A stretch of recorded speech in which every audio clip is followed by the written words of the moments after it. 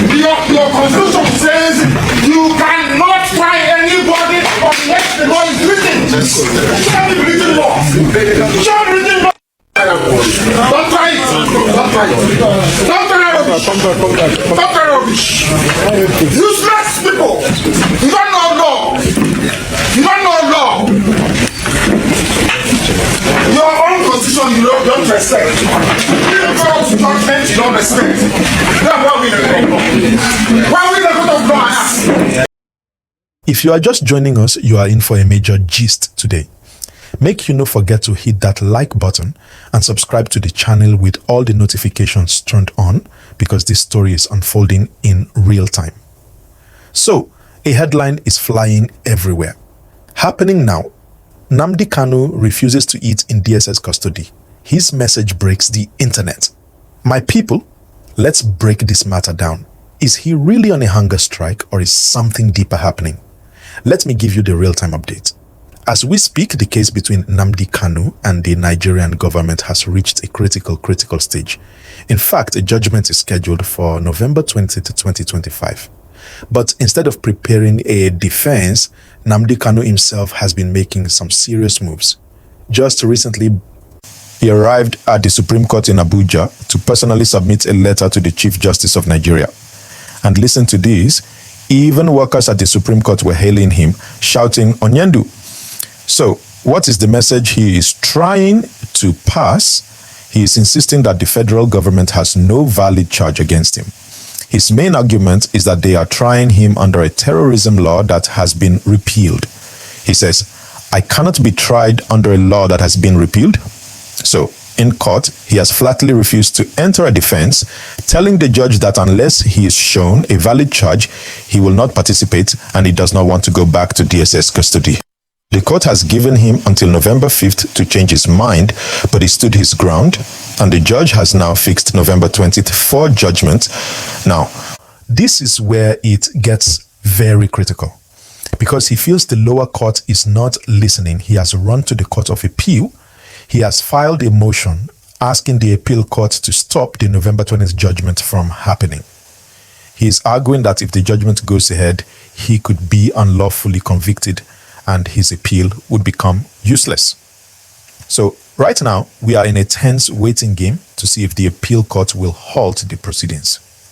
Now, let's talk about this viral headline about him refusing to eat. You see, my people, this is not a new thing. This kind of talk has been around since 2021. Back then, IPOB itself came out to accuse the DSS of starving him, of maltreating him, and confining him to a solitary cell. They claimed he was denied food for days as a strategy to eliminate him. So, this recent headline seems to be echoing those old allegations. In fact, just last week, his family raised another alarm. They said the DSS was obstructing him from preparing for his case by denying him proper access to his lawyers and family, and even refusing him access to a computer to prepare his documents. They warned that any failure to appear in court would not be his fault. So, when you hear Nnamdi Kanu refuses to eat in DSS custody, you need to understand the context. Is it a voluntary hunger strike as a protest, or is it, as his camp claims, a result of maltreatment? This is the question. His message, which is, "I will not defend myself under a repealed law," is what is truly breaking the internet and the legal system, not just a refusal to eat. This is a deep matter.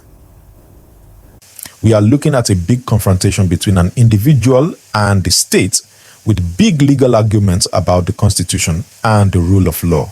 My people, what do you think about this entire situation? Do you think his legal strategy is brilliant, or is it a big risk? Drop your comments below and let's gist. You see, the argument about a repealed law is a very serious legal technicality. To break it down, imagine a government makes a new rule today and tomorrow they cancel that same rule. Can they then arrest you and punish you for breaking the rule that they have already cancelled? That is the simple English of what Kanu and his legal team are arguing. They are saying the court is trying to use a law that no longer exists, and that is a fundamental breach of justice. This is why he is refusing to participate. He believes the process itself is flawed from the beginning. And this leads us to the bigger question. What is the real message breaking the internet? It is the message of defiance, the image of a man standing before the highest court in the land, saying, "This process is not fair."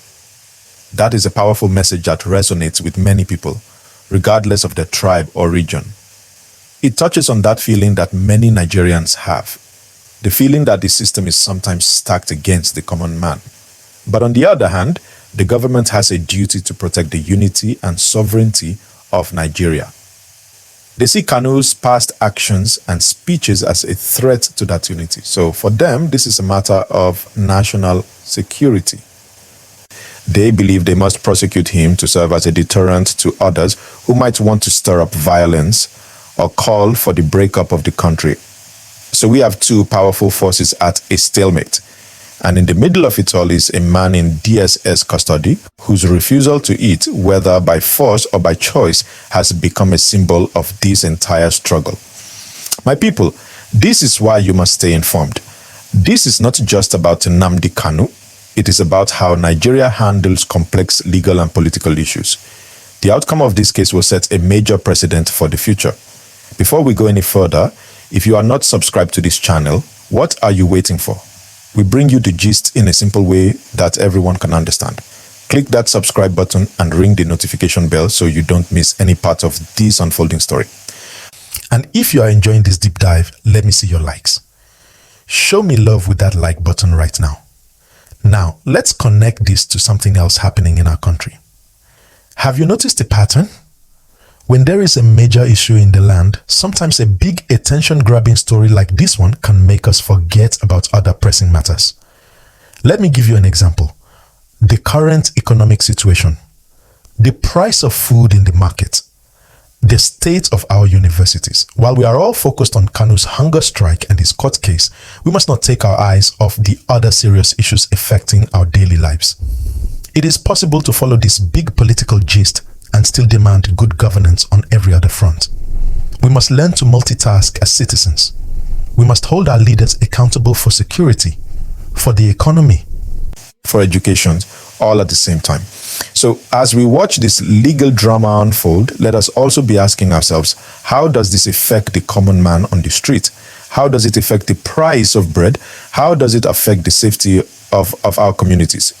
My people, the floor is yours. What is your final take on this matter? Do you believe the court will give a fair judgment? Do you think the government has a strong case against him? And what other issues do you think we should be paying attention to as a nation?